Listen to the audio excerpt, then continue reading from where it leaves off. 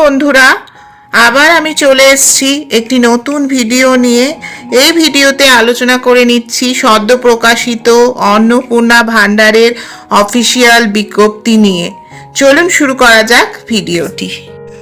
অবশেষে অন্নপূর্ণা যোজনার অফিসিয়াল বিজ্ঞপ্তি প্রকাশ। রাজ্যের মহিলাদের জন্য এই মুহূর্তের সবচেয়ে বড় খবর। চলুন জেনে নিই এই বিজ্ঞপ্তিতে কি বলা রয়েছে।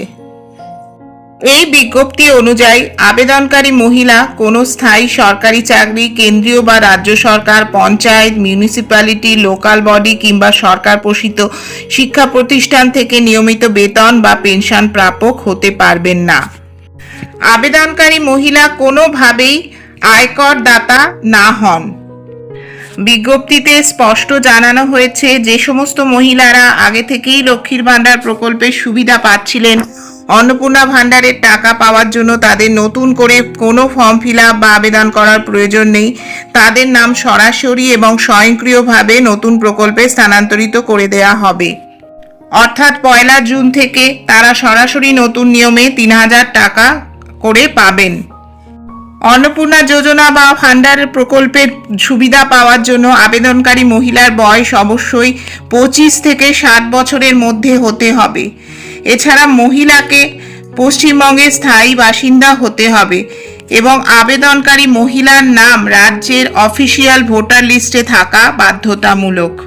যাদের ভোটার লিস্টে নাম ওঠেনি, যাদের SIR এ নাম কাটা গেছে এবং কোনো মৃত ব্যক্তি এই প্রকল্পের জন্য আবেদন করতে পারবেন না এবং টাকাও পাবেন না। বিজ্ঞপ্তি অনুসারে পুরো প্রক্রিয়াটি স্বচ্ছ রাখতে এবার আর কোনো অফলাইন ফর্ম বা দুয়ারে সরকারের মতো ক্যাম্পে যাওয়ার প্রয়োজন নেই।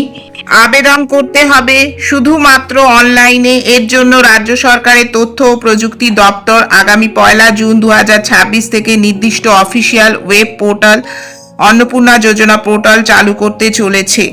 এই পোর্টালটির মাধ্যমে মহিলারা ঘরে বসে বা নিকটবর্তী সাইবার ক্যাফে থেকে অনলাইনের মাধ্যমে অন্নপূর্ণা যোজনার জন্য নিজেদের নাম রেজিস্ট্রেশন করতে পারবেন।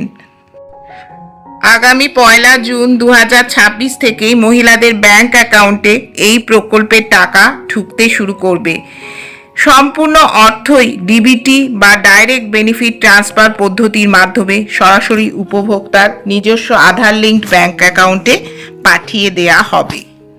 তো আজকের ভিডিওতে সদ্য প্রকাশিত অন্নপূর্ণা ভান্ডারের বিজ্ঞপ্তির সমস্ত গুরুত্বপূর্ণ পয়েন্টগুলো আপনাদের সামনে তুলে ধরলাম।